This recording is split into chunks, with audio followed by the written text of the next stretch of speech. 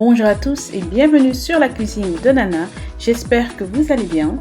Alors aujourd'hui je vais vous montrer comment préparer l'aïmoulou ou le waché mais d'une manière différente. Donc si vous êtes intéressé, regardez cette recette avec moi. Alors traditionnellement au Ghana on utilise ce type d'haricots avec l'œil noir. Alors ce que je vais commencer à faire c'est que je vais les mettre dans mon bol et pour cette recette je vais utiliser 3 tasses d'haricots pour 4 tasses de riz. Alors, une fois dans mon bol, je vais laver les haricots à l'eau froide.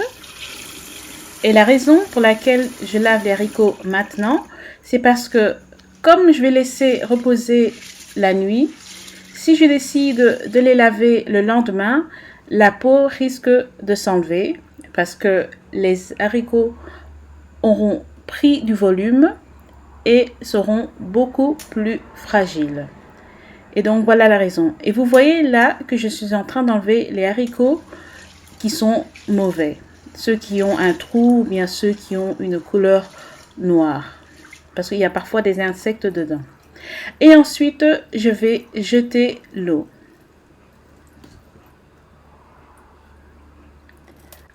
Et ensuite, on va remplir notre bol d'eau fraîche. Si vous êtes pressé et que vous avez besoin de faire votre waché ou aïmoulou le jour même, vous pouvez les mettre dans l'eau avec minimum 2 heures d'avance. Et donc voilà, donc on se retrouve demain matin les amis. Alors rebonjour, maintenant je vais faire mon aïmoulou et je vais utiliser la poudre pour aïmoulou ou waché. Et c'est très simple, c'est de la marque Yevon que vous pouvez trouver sur Instagram. Alors je vais mettre une cuillère à soupe de cette poudre. Et ensuite, je vais y mettre de l'eau bouillante. Alors traditionnellement au Ghana, on utilise les feuilles de sorgho ou le sorghum leaves qui donnent cette belle couleur rouge. Et bien cette fois-ci, j'utilise la poudre à la place des feuilles qui est tout à fait la même chose. Ce sont les feuilles qui ont été mises au mixeur et c'est beaucoup plus rapide. Donc voilà, je mets de l'eau et ensuite je vais y mettre mes haricots et comme vous pouvez le voir, les haricots ont doublé de volume. Et voilà, maintenant je mets mes haricots. Donc je le répète, j'ai mis 3 tasses d'haricots blancs avec œil noir. Et vous pouvez même vous apercevoir de cette belle couleur rouge que donne la poudre de feuilles de sorgho. Et je le répète, c'est de la marque Yevon. Vous pouvez les trouver sur Instagram ou bien vous pouvez me contacter et je vous mettrai en contact avec eux. Et donc voilà, là maintenant je rajoute encore un tout petit peu d'eau. On va couvrir et on va laisser cuire pendant à peu près 20 minutes et on viendra revérifier. Alors les amis, ça fait 20 minutes que ça cuit. Je vais jeter un petit coup d'œil. Et vous pouvez même voir que les haricots ont changé de couleur. Ils sont devenus rouges. Et on va vérifier la cuisson. Ce n'est pas encore tout à fait prêt. Et pour accélérer, je vais rajouter un quart de cuillère à café de bicarbonate de sodium. Ou bien en anglais, on appelle ça baking soda.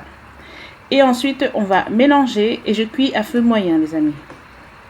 Et je vais remettre le couvercle et laisser cuire encore à peu près 20 à 25 minutes.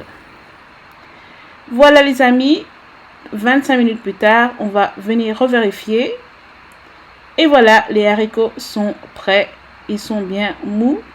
Et maintenant, on va rajouter notre huile de noix de coco que j'ai acheté chez Aldi. Et bien entendu, vous ne devez pas le faire, c'est totalement optionnel. Il y a des personnes qui mettent du beurre, de l'huile ou bien qui n'en mettent pas du tout, c'est vraiment comme vous le voulez. Alors, après avoir mis 2 cuillères à soupe, il faut bien mélanger pour que l'huile de coco puisse bien fondre. Et maintenant, on va rajouter notre riz. Alors, je répète, j'ai 4 tasses de riz pour 3 tasses d'haricots blancs. Et j'utilise du riz jasmin qu'on appelle jasmine rice ou du riz parfumé. Mais ça fonctionne tout aussi bien avec le riz basmati, le riz brun, le riz jaune, peu importe le riz que vous souhaitez utiliser.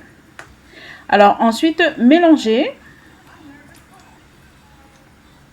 Et ensuite, on va rajouter du sel. N'oubliez pas de goûter pour être sûr que ce soit bien à votre goût.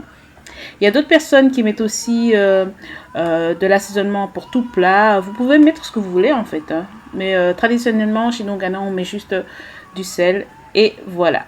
Donc je remélange et ensuite je vais mettre le couvercle et je vais laisser cuire pendant à peu près 15-20 minutes et je viendrai revérifier. Alors les amis, je suis de retour. Regardez mon riz, il a l'air excellent, il est magnifique et il a l'air surtout très bon. Alors maintenant, on va bien mélanger délicatement. À ce stade, il est presque prêt, mais il n'est pas encore prêt. Ok les amis? Donc voilà. Regardez-moi ce beau wache. Et vous pouvez voir sur le côté gauche que la sauce pour wache est presque prête. Et vous aurez aussi la recette, hein, ne vous inquiétez pas. Une bonne, vraie recette ghanéenne à la viande de mouton. Et là, je vous montre encore un petit peu de plus près pour que vous puissiez voir mon wache. Donc maintenant, je vais remettre le couvercle et je vais laisser cuire encore à peu près 3 à 5 minutes. Et le tour sera joué. Voilà les amis, regardez-moi ça. Le wache est prêt et il est tout à fait comme je l'aime. Ça, c'est du bon wache ou ayumolu. Et voilà, regardez-moi ça. Parfait. J'aime vraiment cette poudre et je vous la conseille vraiment si vous ne trouvez pas les feuilles de sorgho. Et puis aussi, si vous ne voulez rien mettre, vous faites juste le riz et les haricots et c'est bon aussi, hein. Mais bon, là, ce ne sera pas le vrai wache ghanéen, vous voyez.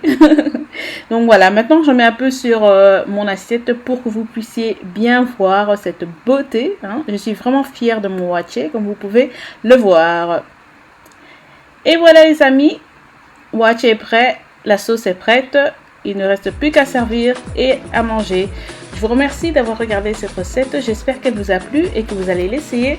N'oubliez pas de me laisser des commentaires, de partager de mes vidéos, de vous abonner si vous ne l'avez pas encore fait. Et je vous retrouve très bientôt pour une nouvelle recette. Au revoir et merci.